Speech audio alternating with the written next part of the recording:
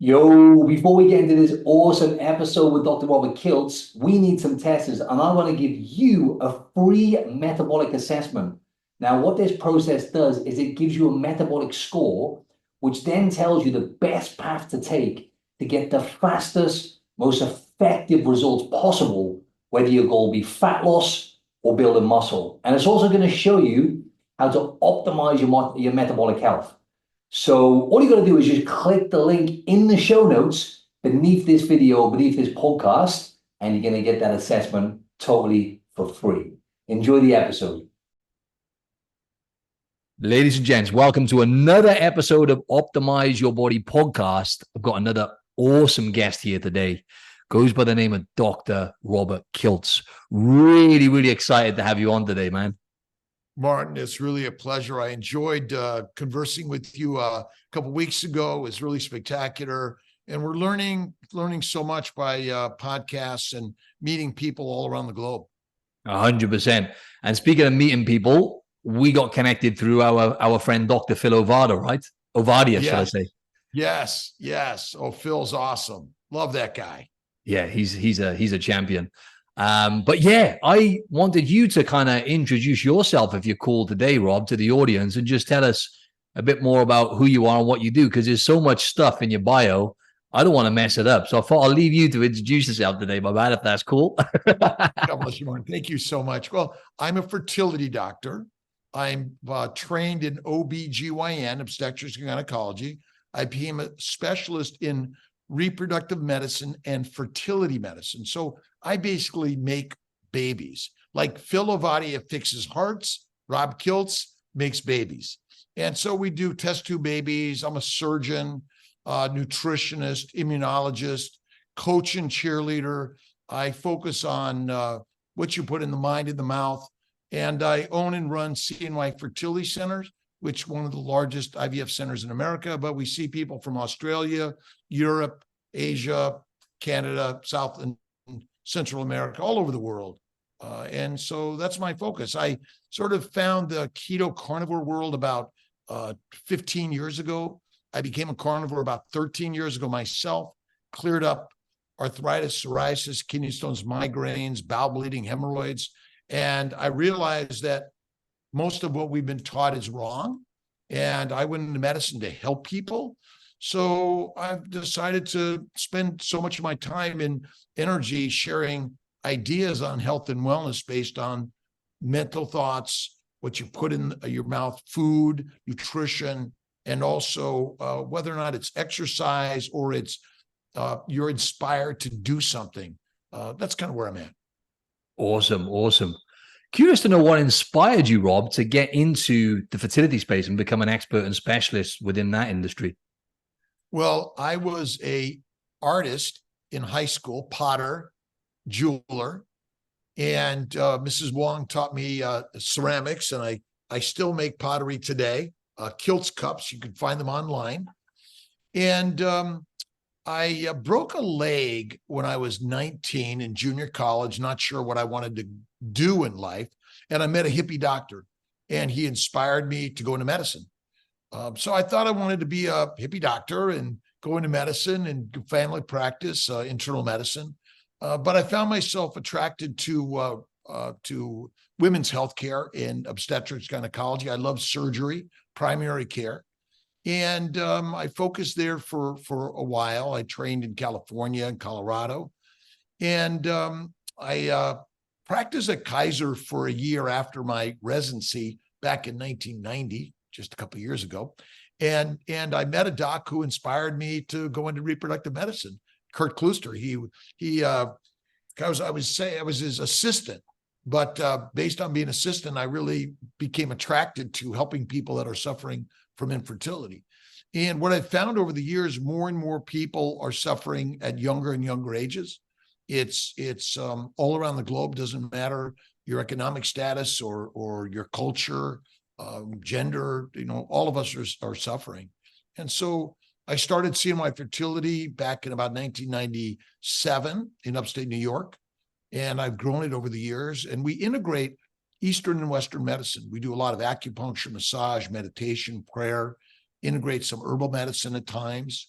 And then about 15 years ago, maybe a little more than that, maybe almost 20 years ago, some of my patients were getting pregnant and I couldn't get them pregnant. And they were doing the paleo diet.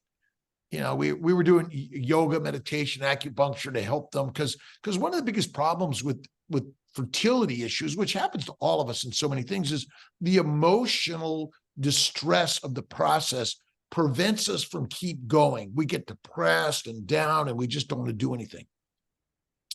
And so that's why I integrated massage, meditation, and mindfulness and those sort of things. And then I learned about nutrition, but we never, doctors aren't taught nutrition. And in fact, no one's taught nutrition because we're taught the wrong nutrition anyway. But I started on the paleo world, and then I found the keto world in Maria Emmerich.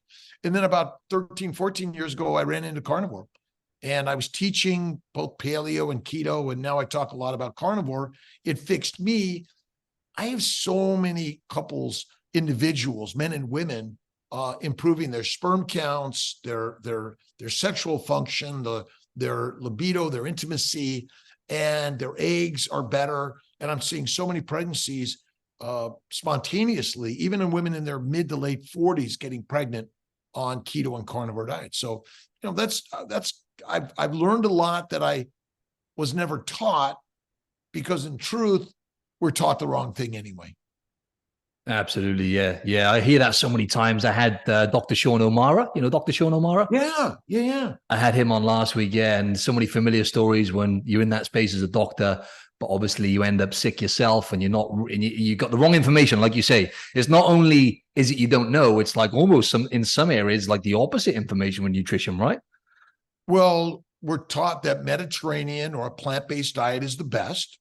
And I think that's sort of just what we all grew up with. Italian descent, a lot of Mediterranean food in our culture. It seemed like we were healthy. And, they blamed it on genetics or bad luck or diseases. And I mentioned earlier that I suffered from many diseases. And I'd go to the doctor and it was like, well, here's a pill, a dissection, but no real digging and understanding about the cause. And my sister, Marianne, had diabetes since age 4, and she died at 52 of heart failure. And the diet for a diabetic is primarily a plant-based diet and insulin. And so that's all sugar. And yet plants are never required in the human diet, which is something I never realized. I read a book, The World Turns Upside Down, by Richard David Feynman about nutrition. And I loved it. A lot of metabolic stuff, a lot of science, but only one sentence says carbohydrates are never required in the human diet. And I was like, well, I was never taught that. And so I thought we needed our plants and our fiber and our fruits and vegetables. And when I learned that, it changed my sort of approach to this. And then a good friend of mine, Dave Kilmer, died of cancer at age 52. And he was like, he was healthy, like you, looked like you, amazing guy, positive, just loving and kind. He gets lymphoma. And that's why I really began to believe that our healthy lifestyle and healthy diet is actually not. Yeah, it makes a lot of sense, man. First of all, sorry to hear your loss, but what you've learned along that journey and the wisdom you've acquired is it's been life-changing for you, right? And I want to touch on that, but I just want to backpedal a little bit, right? Because I think it's really valuable for the audience to really tap into your expertise with the fertility stuff. And I'm just curious to know, Rob, just since 1997, for example, so you did say it's been getting worse. More and more people have been getting infertile and having problems, and it's almost like an epidemic now, kind of. I don't know if you want to use that word, but yeah, that's a good word, epidemic. I mean, it's rampant to every culture, and it's again happening at younger and younger ages. Polycystic ovarian syndrome, endometriosis, premenstrual syndrome, and all the metabolic disorders that we're seeing in either infertility, not conceiving, or miscarrying, or even chromosomal genetic abnormalities that are being seen more and more in children. And also, again, on the male side and the female side, we're seeing a decline in sperm counts, in sperm morphology, and sexual function on both sides. And over the last, say, 25 years, Rob, since, say, 1997, 25, 26 years, I know there's lots of different factors here and it's loads of variables. But what would you say is happening? Why do you think it's plummeting down and people are getting more and more problems? Well, I think it's multifactorial. I'm going to use that word. That's the word I was looking for then. I couldn't think of it, so I used variables. It's multifactorial, but I narrow the factors.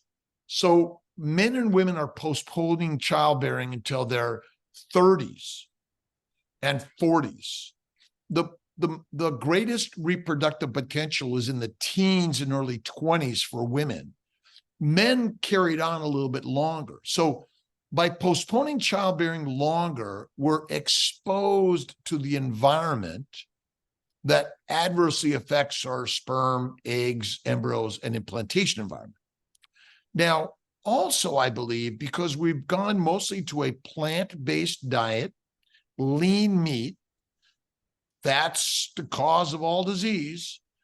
And so that's another culprit. And we want things right away. We want our food right away. We want it in a can, a bag, a bottle. We want someone to deliver it to us. And fast food, fast eating is deadly and damaging for our lives, I believe. And so, that's one area. I really look at 5 main things.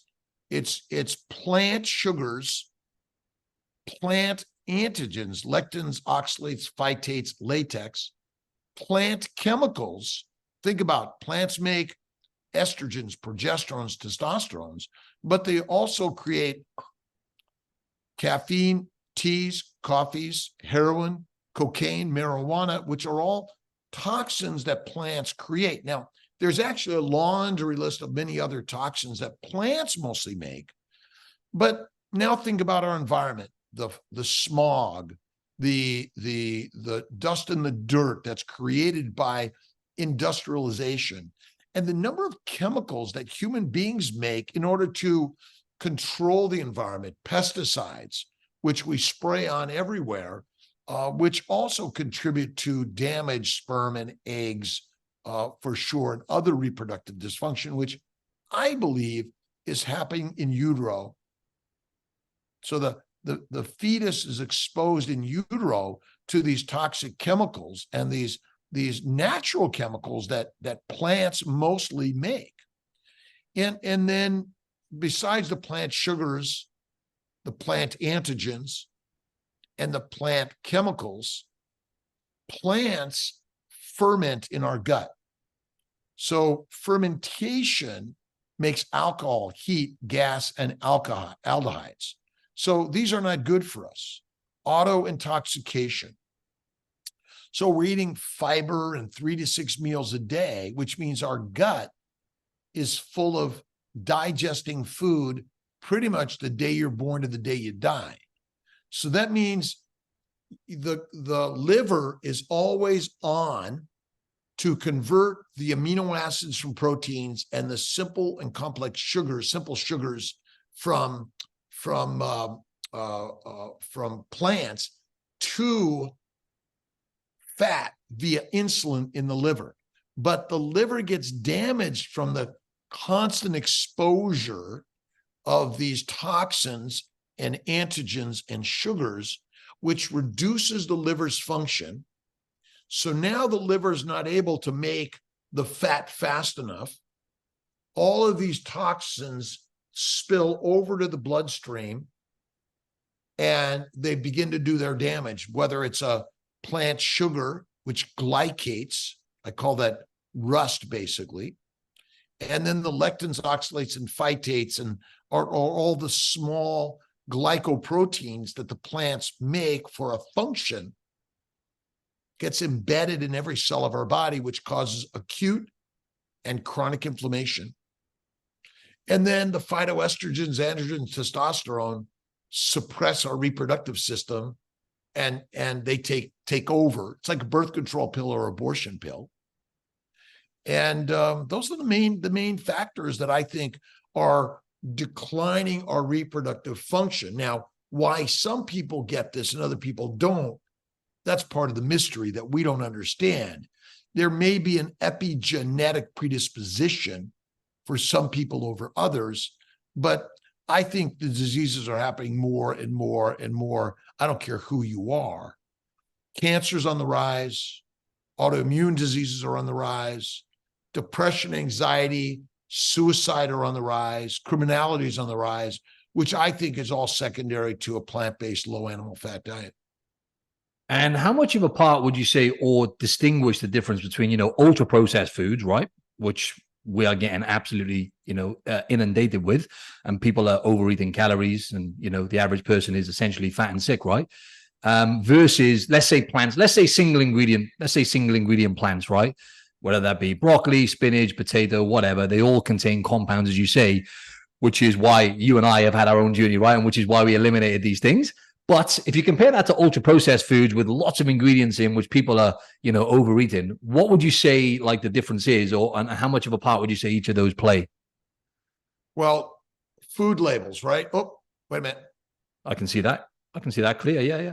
So now this isn't really a food label. What it is, this is California Food Safety Act prohibits the manufacturing, distribution, and sale of food and beverages that contain brominated vegetable oil, potassium bromate, propylparaben, and red dye number 3. Now, these are found in candy, fruit juices, cookies, and more. So as you mentioned, ultra-processed foods. Now, interesting, many countries have already banned this, but we're putting in place, but it's not going to be actually focused or enforced until 2027.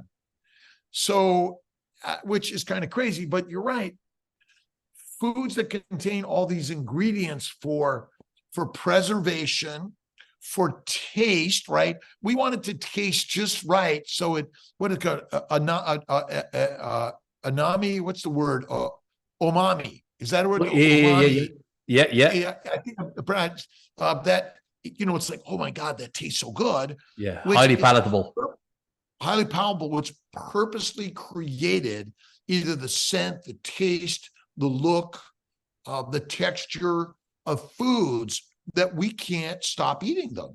And all these chemicals are part of either preservation or the palatability that we're all led to be addicted on, which are harmful with all of those, either the chemicals, the antigens, the sugars, or the fermentation of all those things. So, for me, it's bacon, eggs, butter, beef, salt.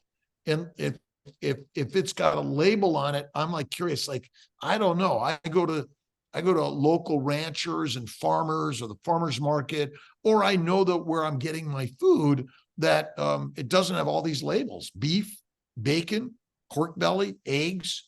The cream is one thing that sometimes I'm always looking at it. If it's got anything in it other than cream, I don't touch it.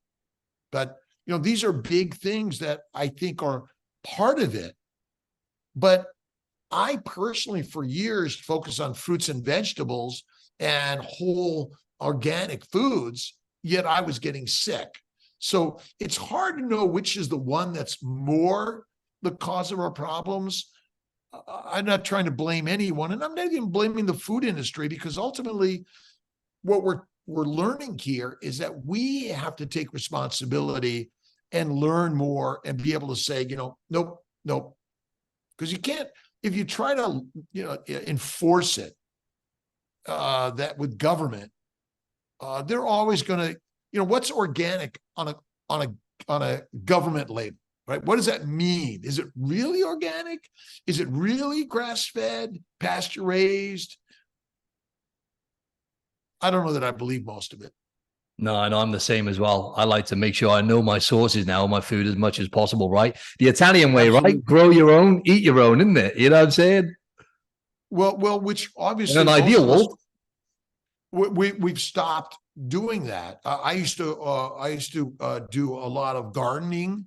I never raised any animals for consumption, but we've all lost that. The majority of households, probably a few hundred years ago, which were mostly rural, were farms, and they grew the food, they raised the animals, and they consumed most of those, and they sold them local mostly. But then the industrialization of food happened, where basically it's mass produced and it's more and more being consolidated into only a few producers and distributors.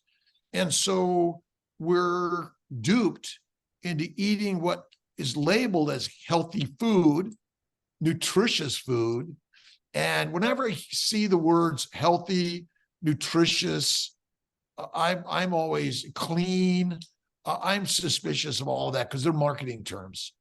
100%. So with the fertility thing, obviously we've got people essentially are just moving less. They're eating too many of those processed plant-based compounds and products, overeating calories at the same time. So obviously we know metabolic health and gaining fat, especially visceral fat, plays a big part. But you did mention at the start there, and this is like almost like a selfish personal question, but my girlfriend and I do want to have kids at some point. However, it does play on my mind a little bit because she's 31 and we're thinking, yeah, in a few years' time. But I'm like, what I wanted to ask you is because you touched on this at the start, people are waiting later. What's the difference, for example, on average, Rob, with, let's say, a woman who's 31 compared to a woman who's 21 in terms of her fertility on average? I know there's loads of different factors there. Well, you're most fertile in your teens and early 20s, and then it begins to drop. And by mid 40s, it's in low single digits for sure. And even earlier for more and more people, more and more women around the globe. It's hard to give an exact number to that, but you haven't been trying. I think early 30s is still good unless you have something else going on. But I see a lot of people that said, gee, we've been trying for 6 months in their early 30s, and they're already looking for like, okay, what's going on? And I would say that it's not a bad idea to think about freezing eggs earlier, sperm earlier, maybe embryos earlier, and certainly consider having your children earlier than later. If you're thinking about it, you should do it. And everyone's waiting to be ready to have children. You're never ready to have children. It's going to be a surprise attack when you have them anyway. You're going to be like, what are we thinking? But yeah, I think that your conception rate is about 20% per cycle in your mid to late 20s, probably in your mid 30s, about 15 late per cycle, 15% delivery rate. Your late 30s, it's about 10%, and early 40s, about 5%. And it may be lower than that, depending on what other secondary diseases you've already been labeled with, because everyone has asthma, some form of asthma. They have some form of hay fever. They have some form of anxiety.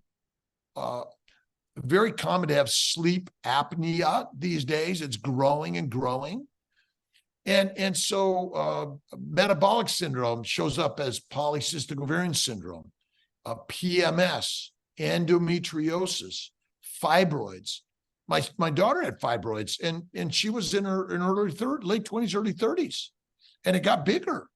And so, these are all things that are secondary to what I believe, and I like to keep it simple, a plant-based, protein-based, low-fat diet, which ultimately proteins break down to amino acids.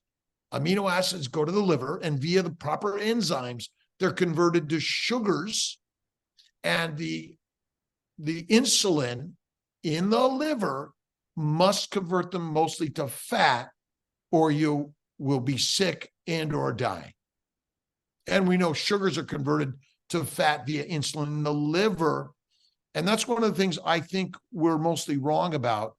Insulin's job is not to lower the blood sugar. It's not to put sugar into cells. Insulin's job is to make fat in the liver in order to store fat for the famine, for the disease, for the war, for the pestilence, and for reproduction.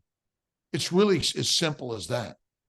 I really want to pick your brains on this, but another question I had on that, because with the male sperm count, right? Because one of my previous clients, she owned she was high up in an IVF clinic, and she was actually saying here in Sydney that it was actually more of a problem with men having a low sperm count and, fertility issues. How long has that been going on for? How long have you noticed that trend, Rob? And is it the same kind of factors you would say that coming into it that you just explained? in terms of why men Well, are there's a getting that problem? really good book that I've been listening to, Countdown by Shauna Swan, PhD, and really kind of talks a lot about this. How long has it been going on? Probably for a century at least, if not longer in some way. Oh, I mean, okay. we've been exposed to pollutants in the Industrial Revolution, right? And depending on your job, whether you're a carpenter, a painter, a welder, a plumber, or you're working in many of these industrial plants making these chemicals, right? It's Dow Chemical, right? Life in chemicals.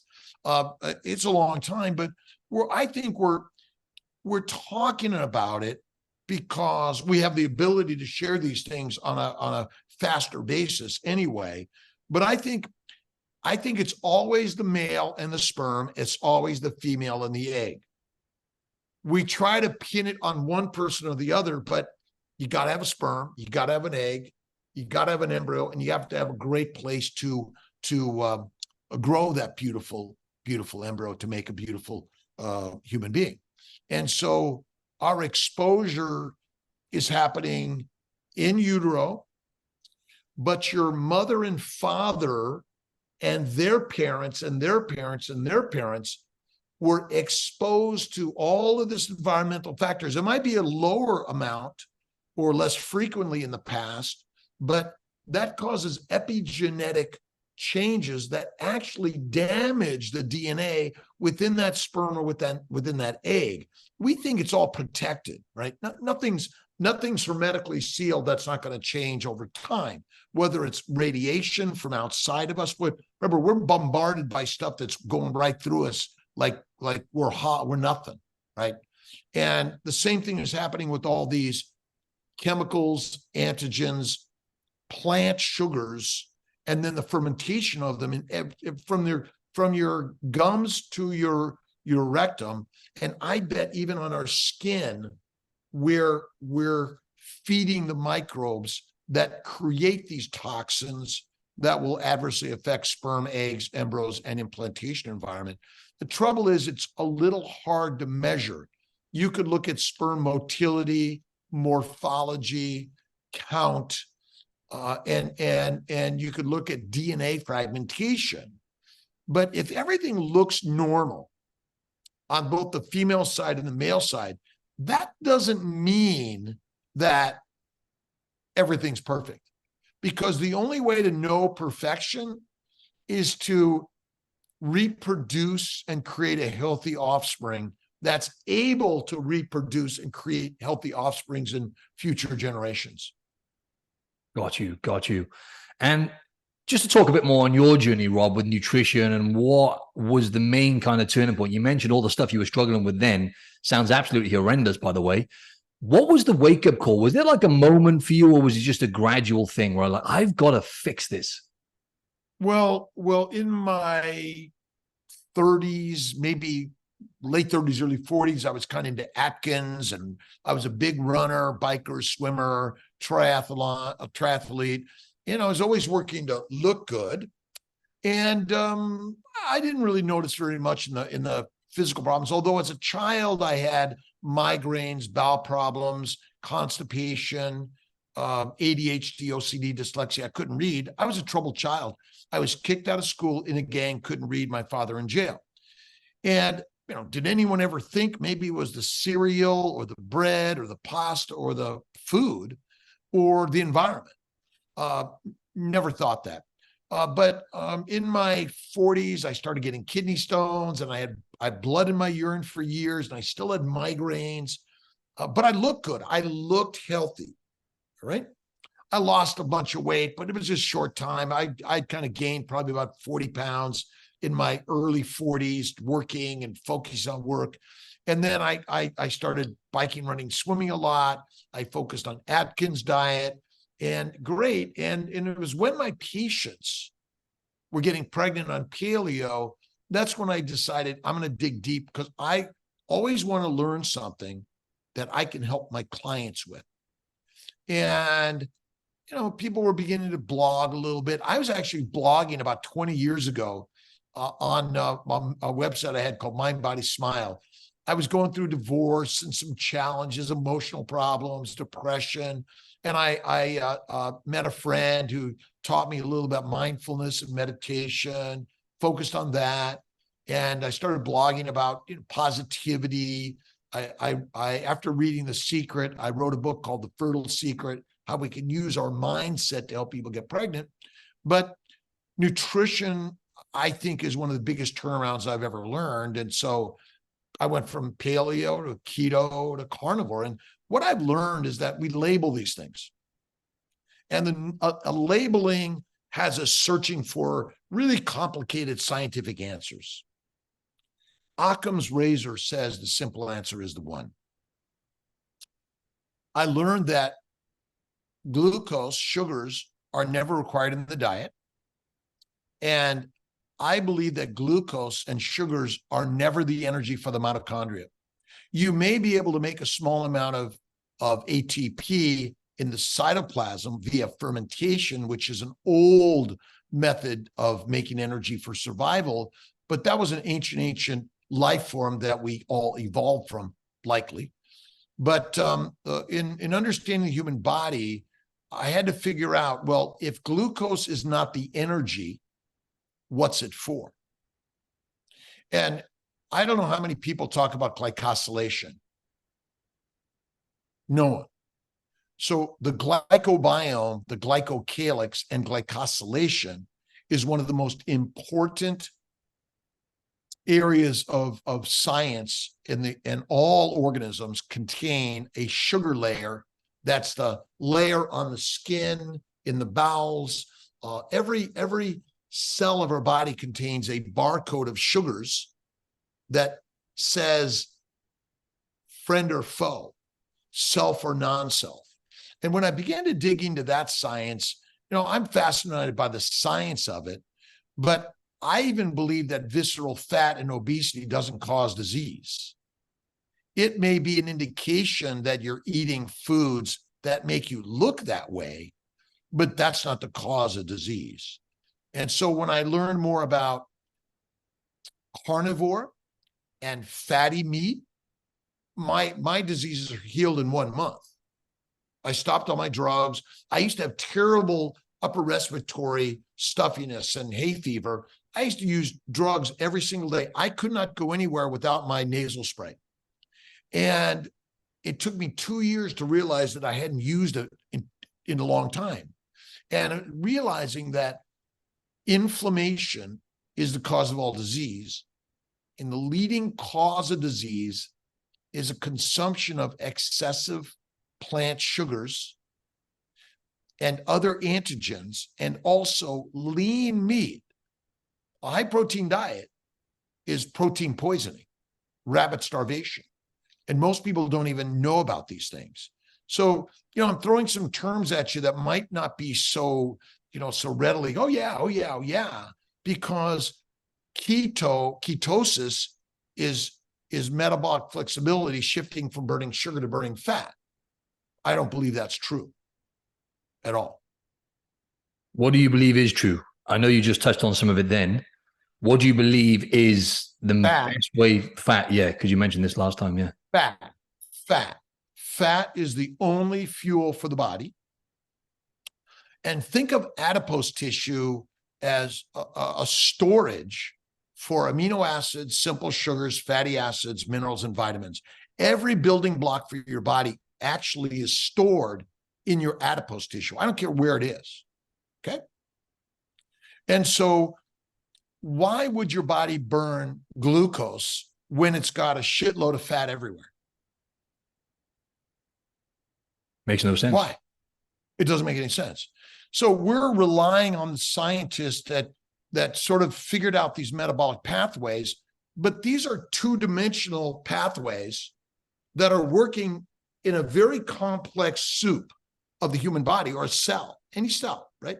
So it's not like glucose comes over here and becomes acetyl-CoA, and then it goes to fatty acids, or it goes to pyruvate to acetyl-CoA in order to go in the Krebs cycle. I believe that we're forgetting that if you don't eat for 3 months, what happens to your glucose level? Stays about the same. You're going to have some spikes here and there, but you lose fat, correct? Mm-hmm. You don't lose muscle mass. You don't lose bone mass. You lose fat. We know what someone looks like that doesn't eat for a while, right? Concentration camp, things like that. And so it really intrigues me to question all our science. Now, ketosis is such a great phrase that everyone Googles it.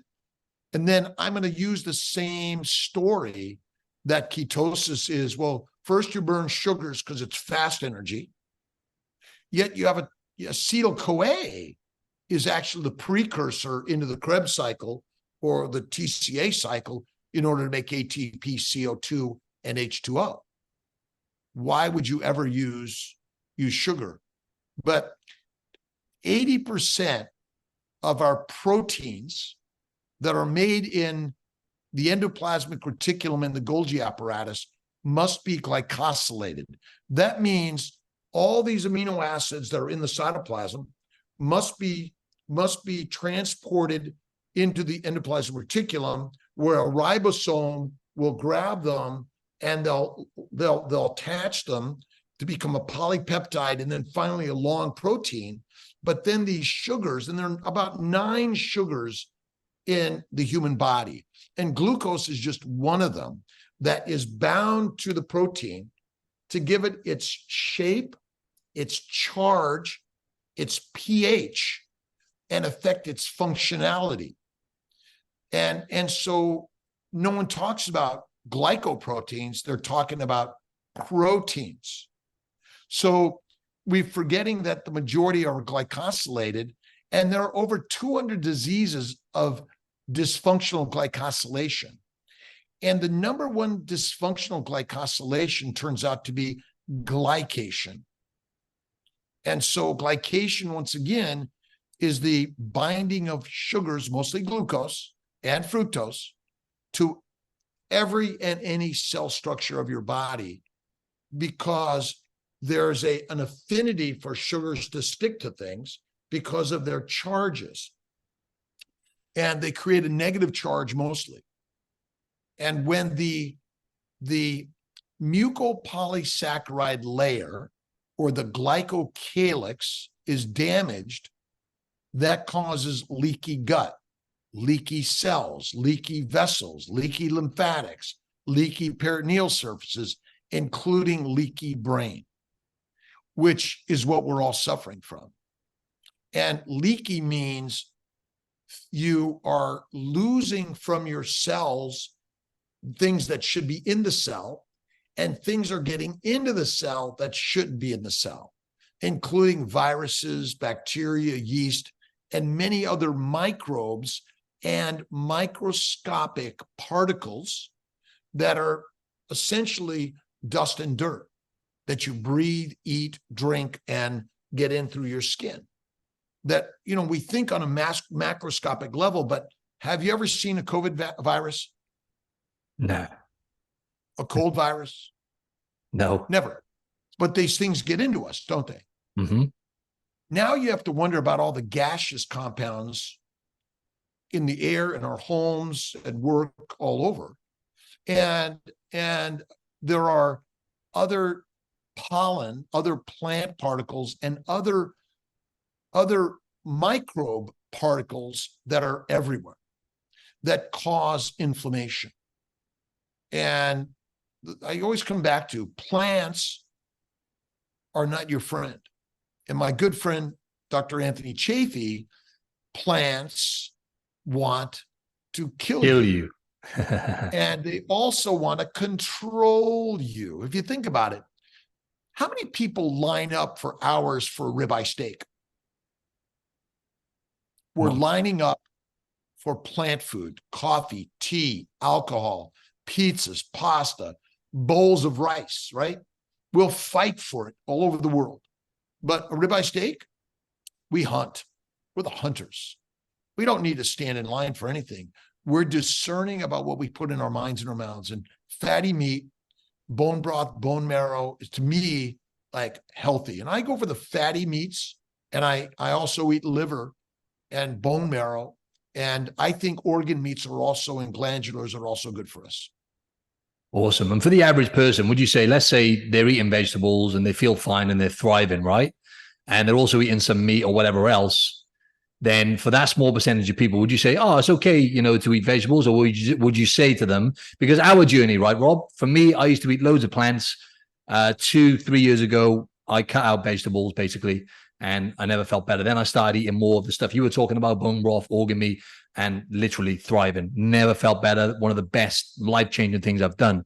But everyone is different, as we said last time, right? But what would you say to because fiber as well, right, Rob? Don't we just need fiber?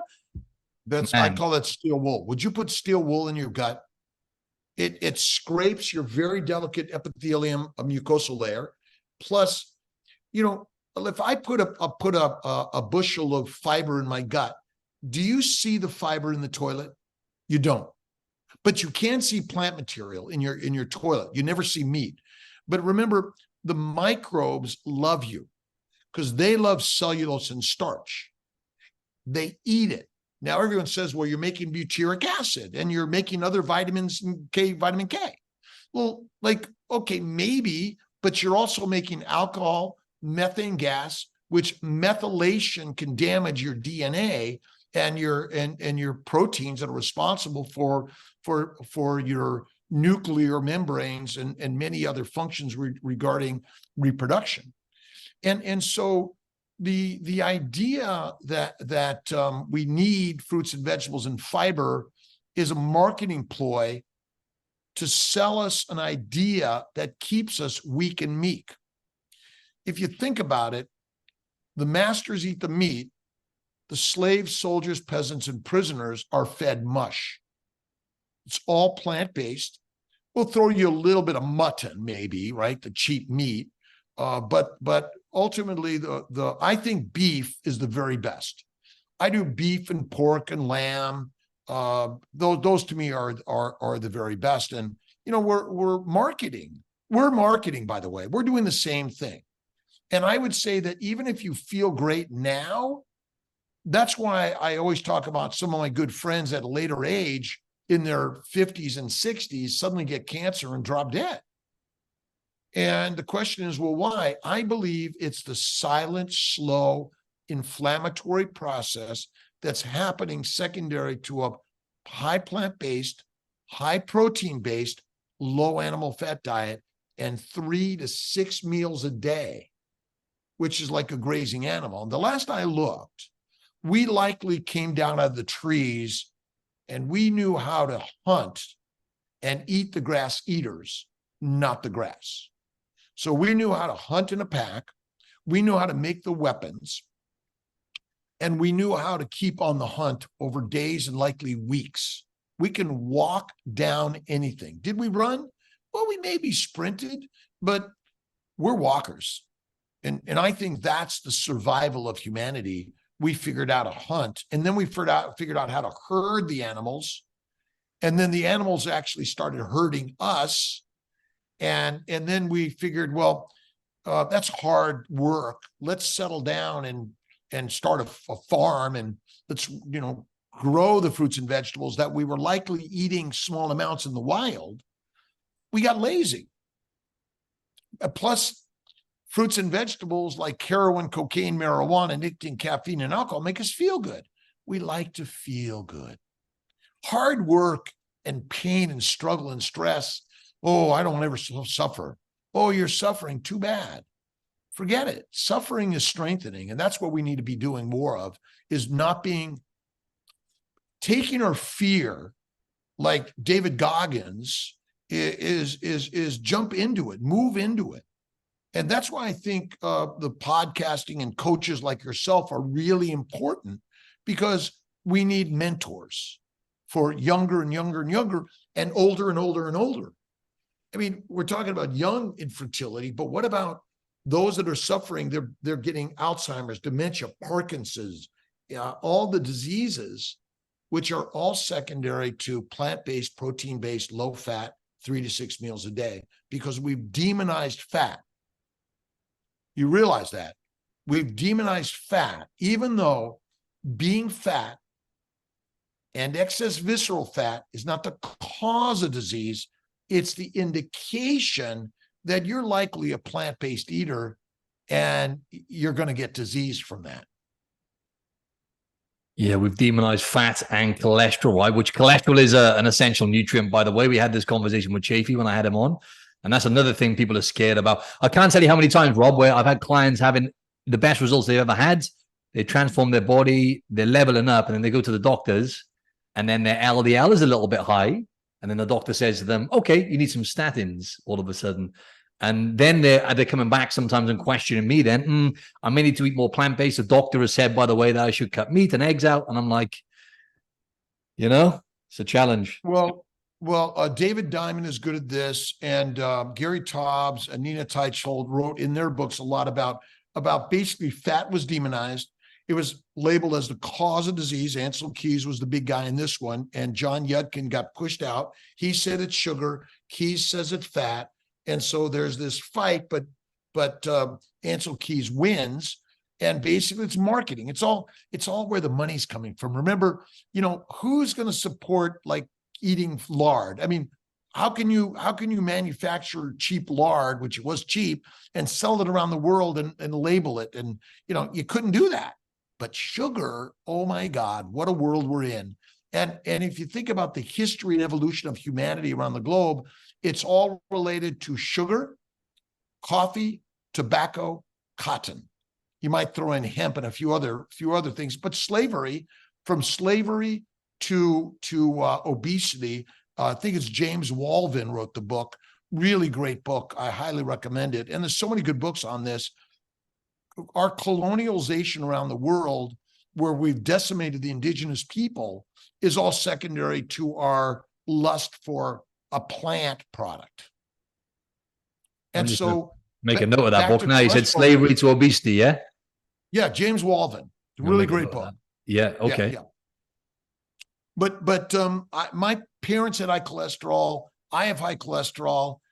We worried about it because we always thought high cholesterol, but as I dug deep into it, people with higher cholesterol live longer, they feel better, less anxiety, depression. Your hormones are made of cholesterol. Gee, I wonder if the fact that I'm eating a low fat diet, that I'm not providing the proper nutrients for my hormones. Now, I believe the real trouble is we're consuming the plant toxins, chemicals, antigens, and plant sugars. Remember, glucose is not the only plant sugar that damage our body and cause the toxicity that causes us to be infertile, miscarriages, depressed, suicidal, criminality, and every disease that's in the 5-inch thick book of the codes that we're taught to label you with the disease. So then I could look it up and I could find, well, here's the diagnosis. Here's the drug, the dissection, and your prognosis. It's lifelong, by the way. So this is a lifelong disease. And I'm sorry, it's just genetically predisposed. And we're gonna make a special group for you. And you're gonna raise the flag of whatever disease you have and raise money to pay for research to find the drug to fix you. But it never does. It keeps you feeling like you're better, but you're not. Makes a lot of sense, man. And how old are you now? Did you say you were 69 last time? Did I get that right? I'm 26. 26. Yeah. I thought 23, but I'll let you have that. Yeah. I'm 67, March 12th. 67, my bad. Sorry, I thought you said you were almost 70. Birthday.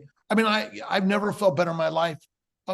This doesn't mean things don't happen to you, by the way. Carnivores still can be run over by a car or fall off the slopes or, a cliff, or they might get an infection. They might get a spider bite that causes damage, disease. I got bursitis. I just had 10 cc's removed from it. And, and the doctors don't know how it happened. And, it's so things happen even to carnivores. But you're living proof. You're living proof, though. You turn things around, right? Like that was only like 3 it's a lot better. It's a lot better. Well, the fact that you're thriving, man. Look at your energy and how you look and everything else for 67, and you turned that round in your 50s, right? To optimize 55, things. 55. Just for the audience, this should be really inspiring for people, You're a huge inspiration, man. I still do. I can do 10 pull-ups. I still do, 30 push-ups in a quickie, and I still love to move. I still snowboard in Vail. Maybe I'll go to Europe this year. I heard the flights are cheaper and it's a better food. But Nice. I still engage in life. I don't quite ride my bike on the same road anymore because it's a little rougher. Every time a truck goes by and my bike goes like this, I'm like, I'd rather fly my airplanes. Love it. Love it. One quick thing the audience asked me to ask you, I can't forget this, is the fasting. Right now, for me, I eat like 1 meal a day, 2 meals a day. It's worked for me. I feel great normally in a fasted state, and we could talk about the physiological benefits. But why do you think fasting is a beneficial tool for a lot of people to use, and how do you implement it? Well, fasting is food freedom. It's hard to do, but once you do it, it becomes easier and easier and easier, and you feel the benefits. Think about the spiritual context of fasting for thousands of years. And if you want to heal from a disease, don't eat. And so, but the physiology is remarkably simple. And the most important thing is you must empty the gut. If you don't have an empty gut, you're not truly fasted, because for most people, they're eating a plant-based, protein-based diet, low fat. So that means those carbohydrates might take days to digest and leave the gut. Okay? So as long as they're at least in the small intestine, you're secreting amino acids and simple sugars into the hepatic portal bloodstream to the liver. See, all the blood flow from the GI tract goes to the liver. You wonder why would it do that? Because the liver is the master converter of amino acids and sugars to fat. Remember, the liver's function is to make fat via amino acids and sugars utilizing insulin. The fat goes to the lymphatics and circulated everywhere. So when I typically do a 3-day fast once a month and a 5-day fast twice a year. I'm going to push it to 7. So by fasting now, and my gut, an empty gut brings a full life. Your empty gut, now you've lowered your plant and protein toxins. So what's always circulating in your bloodstream? Triglycerides, short chain, medium chain, and long chain fatty acids. Amino acids and simple sugars are also always flowing in your bloodstream, correct? Mm-hmm. But now you're not pouring all of these sugars and amino acids into your bloodstream from the GI tract. So fasting allows now for the real healing autophagy to take place. Now, remember, you're always healing cells. You're always taking away the dead and damaged cells or repairing the organelles within the cell, always happening. You may feel it more or think it's happening more because, imagine I'm trying to put out a fire with a fire hose, which is fueled with gasoline, right? Mm-hmm. So that's what's happening to us. We're fueling the body with all these sugars, plant sugars and amino acids, what are constantly require the liver to convert to fat, but it can't do it fast enough. So the sugar and amino acid levels rise. Well, the glucose levels of the insulin levels rise also. And so as the liver function drops, these things rise, which cause more damage. So by getting at least a 3-day fast, you'll begin to really lower that. Now, I do a lot of 24-day. I do a 23-1. I typically don't eat until nighttime. Oh man, 1 meal at night. Oh man, 1 meal a day at night, right? That's kind of the way I like to do it. But I practice usually a 3-day fast once a month, the first Monday, Tuesday, Wednesday of the month. Some days I'll do a 2-day fast once a week, just to kind of play the game. Is fasting required? It is not required. If you simply ate more fat, again, adipose tissue, we should call it adipose tissue, and muscle. Now, what is muscle made of? Muscle is made of a few different things, really. Right. It's made of amino acids, simple sugars, and mostly fat. Right. Mm-hmm. But somehow we think muscle means it's all protein, right? Mm-hmm. Right. Yep. Now there may be more amino acids. Remember, you cannot absorb proteins, you absorb amino acids. And there are about 21 amino acids. 13 of them turn into sugars, glucose. 5 of them turn into ketone precursors.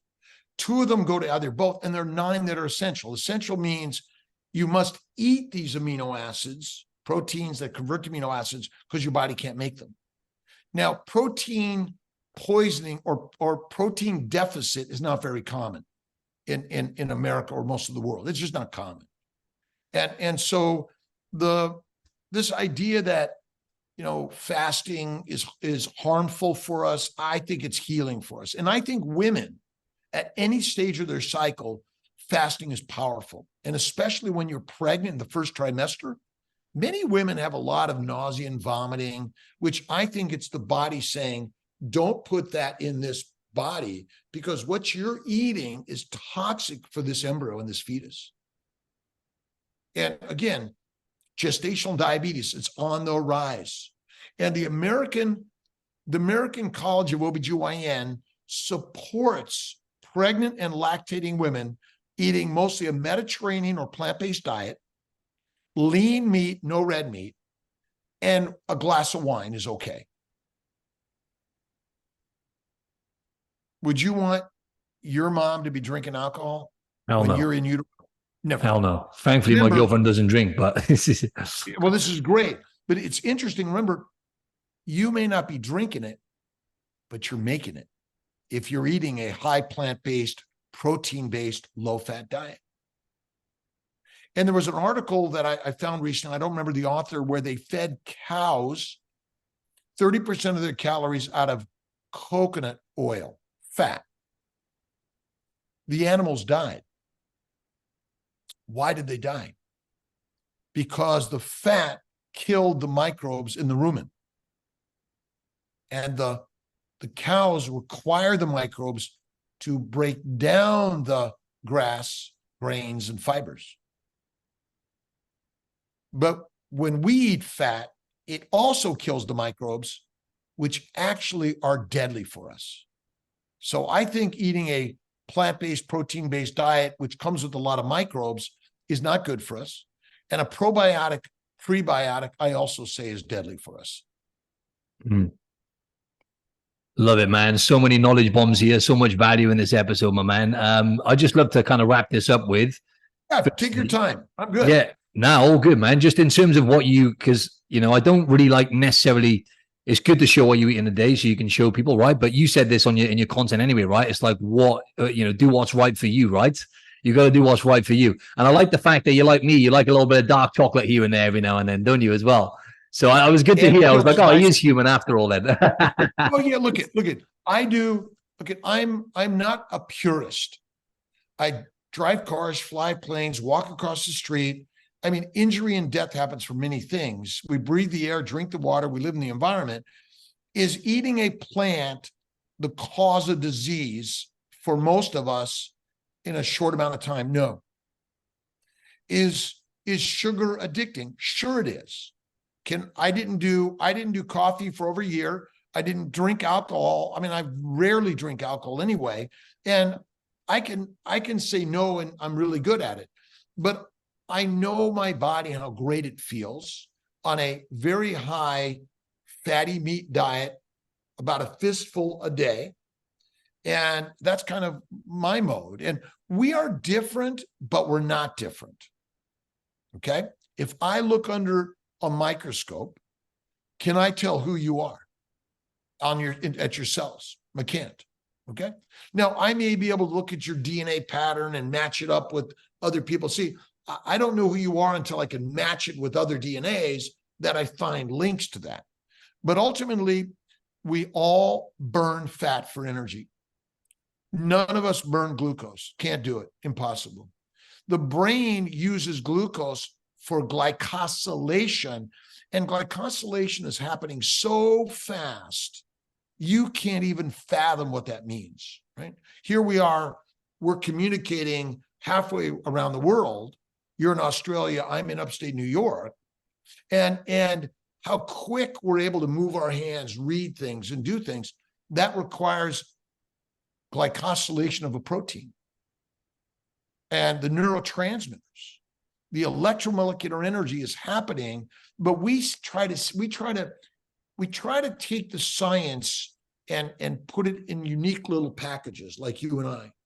But protein poisoning is a real thing if you eat plants and protein without fat. And there's a really good one. Just look at Wikipedia.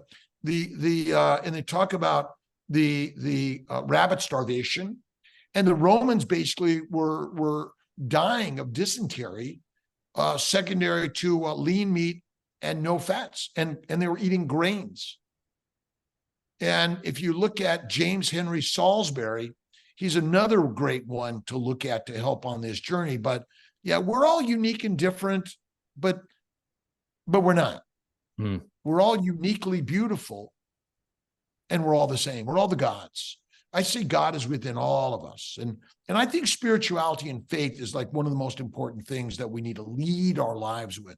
And we need to see God in everyone and everything. I don't care what you label God is. I don't, each of us has our own label and definition, but I think that's something important. Maybe we're not talking about in science and medicine and the nutritional world. But I think that's really, really important to talk about. So 100%, 100%. Dude, I could talk to you forever, man. I wish I could stay on and talk for longer, but I'd love to know what's next for you, my man. Well, I got to show you real quick.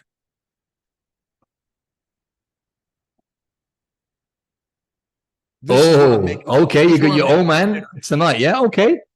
Ribeye? Ribeye. It's Snake River Farms, dry aged.